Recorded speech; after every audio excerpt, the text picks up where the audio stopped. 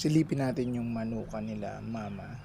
Ito yung mga mix na heritage chickens.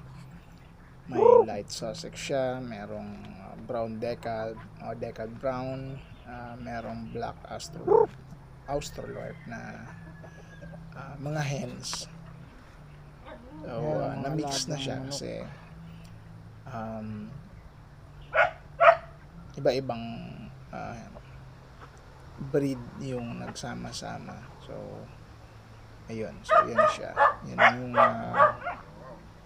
maliit na backyard chicken farm din nila mama dito sa may bahay. Kung mapapansin niyo, may mga rooster na puti. Yan yung mga light Sussex nila. Kasi mga black na yan ay mga breed na rin yan ng BA o Black Australorp. May mga itlog, may mga naglilimlim so hindi na siya pure yung iba. Pero majority dyan ay pure.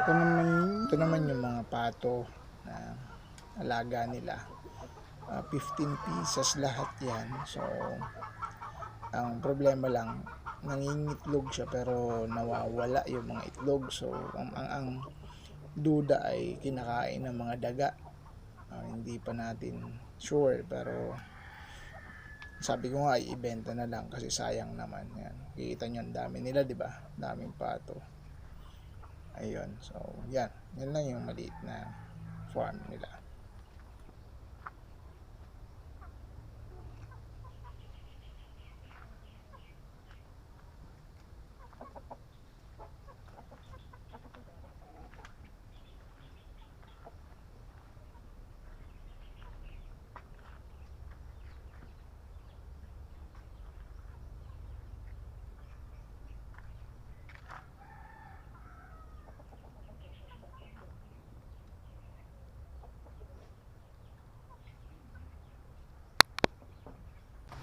Ito naman yung mga sisiw na 1 month na mix na rin siya, halo-halo na rin mga itlog na ng mga pinakita ko kanina.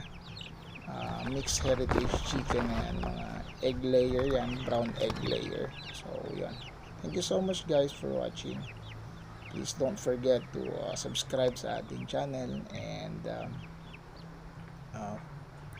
like and share na rin pag sa Facebook in-upload.